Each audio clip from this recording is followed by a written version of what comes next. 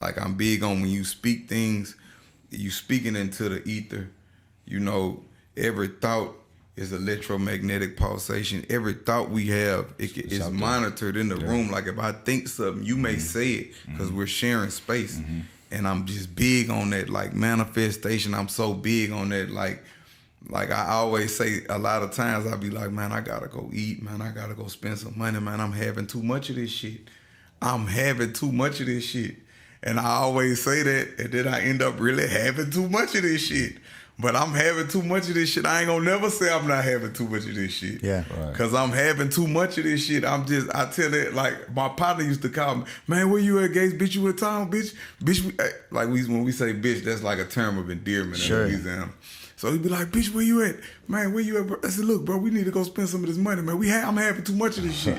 So I be emulating him. But it's just I'm having too much of this shit. I am. Yeah. I don't need, I don't want, I am. I am abundance. I am aging backwards. I am getting stronger. Yeah. I speak it into existence. I mean, people may think I'm weird. That's cool. That's not weird. Listen, it's weird to think that's weird. I'm going to tell you something. Right. I'm going to tell you something, bro. A lot of these things that you're saying right now is so bizarre, have been notions of mine for a long time. As I get older and hang out with Sean more and research more, a lot of these notions that are affirmations have been confirmed with the name was an affirmation, big brother. Ambrosia, like immortality. Food of the ambrosia gods. Is the food of the gods. Exactly. It's an actual substance. Yeah. It's molecular combustion. I can't speak too deep on this, but there are gods that walk amongst us. There are those that have been here that have no beginning or ending. There are those that walk amongst us. Where do these ideas and these technological leaps and technology, these advantages, where do they just come from? Where somebody just sat down and thought of that shit? Because human beings only know what they showed or told. Yeah. Mere mortals only know what you show them or what you told them. That's all they know. So for to think that it's not a greater, you know what I'm saying, intelligence around. Let's talk about that real quick. I don't want to talk about it. Let me add on to it real quick. Right? Go ahead, brother. About these guys. You have the floor. About these guys. Pete, bro. Just journey with me for a second, fellas. So, God's amongst us, right? Alhamdulillah. Alhamdulillah. So, I'm scared. Where my inclinations guide me, I don't necessarily have to be right, but this is where I've been being guided to as of late because I'm working on a project about gods, right? And as I get further into this project, the research that I'm doing, it solidifies a lot of these notions, right? There's technology that exists, and there's technology that we're working on that justifies this story that I'm working on, right? Now, everything that can be thought of, our thoughts are real, can be brought to existence. Thus far, Indeed. It has. Indeed. We can get into this giant structure that's tons and go in the sky and fly over the country in a couple hours, right? You can be in Dubai and we can look at each other in a phone and talk to each other. That's primitive in nature compared to the Hyperloop. Okay, no, for sure. Because you know it takes 4 hours in the Hyperloop, but it take 4 hours on the plane, but it take 2 hours on the Hyperloop. Right. If not, I mean, we had Concords 20, 30 years ago that can get to Europe in an hour. So this was commercial. You know what I'm saying? So there's technology. The possibilities are endless. Right now, a God. Are you familiar with Fermi paradox? No, sir. Okay, so they have this notion. Scientists have this notion of there being three types of a Kardashev scale, three types of civilizations. Type 1, which we're closest to, is a civilization that can harness all of the resources or energy of its planet, right? We're close to that, but we're not there. They say 100 years out, right? Which by nature will, over time, that time will shorten up because technology advances faster and faster each year. Now, type 2 is a people who can harness all of the energy from their star. So this structure right here is called the Dyson sphere. It's a network of satellites that will cover a sun, right? And we would just, our nerds in the computer labs, harness that energy for whatever, right? Very powerful people. Then there's type 3, who would be considered gods. This is not like science fiction. This is from actual physicists, right?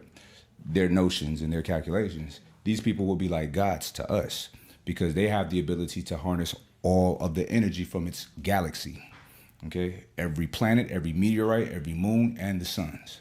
If there's multiple, whatever, right? They will be like gods to us, you know what I'm saying? So as I'm working on my this project and doing my research, I'm like, listen, this makes sense. You know what I'm saying? And we are like the evolution of man, the next evolution, it's already here, right? It's right here. All right, this is our brain, you know what I'm saying? So we are what is it called? Transhumanism. Oh, you saw that? Oh, I thought you saw that with the Some plane. alchemy over here. Yeah, I did. I didn't do that. Yeah. Oh. Stop playing with the fire. So Pete, I'm gonna wrap this up, but the gods are literally amongst us. You know what I'm saying? And have been. There's some people that we all have, like, let's say the word education, right?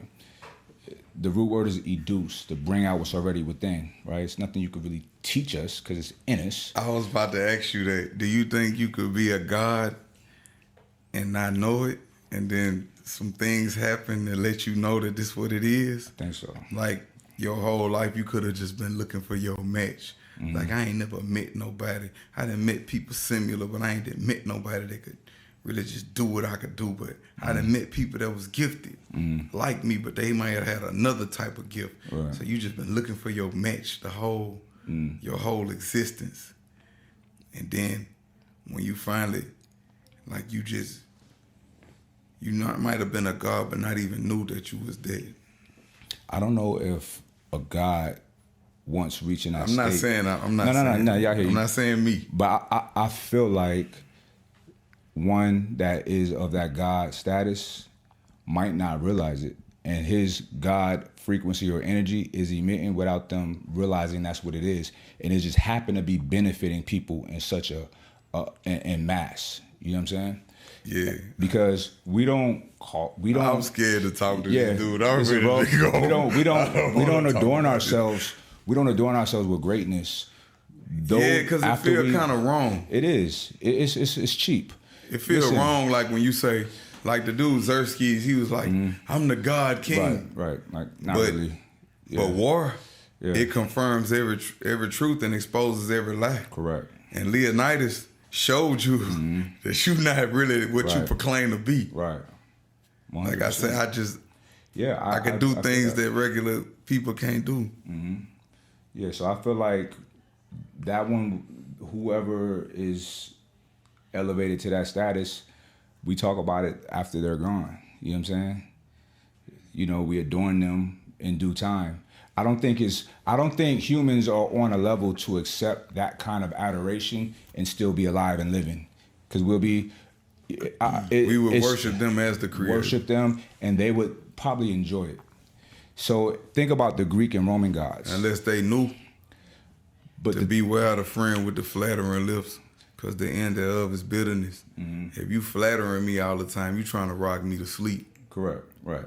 And think about this. Think about how petty the description of gods are from a standpoint of like the Roman Greco positions, or even some modern obedience authority religions, whereas God needs your prayers. I need your prayers. I am jealous. Giving them energy. I'm jealous. Like, nah, you shouldn't be jealous. I don't want a jealous God. Yeah, I don't want that guy. I don't want a God that can have him. That's above any of these that's human most gracious, most merciful. Emotions. Exactly. So there's been a lot of misinformation, miseducation, and there could be faulty gods that are not really on that level. Because we got to think about this. I want to end it, but I'm going to say this. The Kemetic mystery system was a 20-year educational process, right? Where scholars from all over the world came to learn, in Mali, in Kemet, in Ghana, right? No one from outside of the region has ever did 20 years. Socrates did 8. That was one of the highest, right? And they all wrote and complained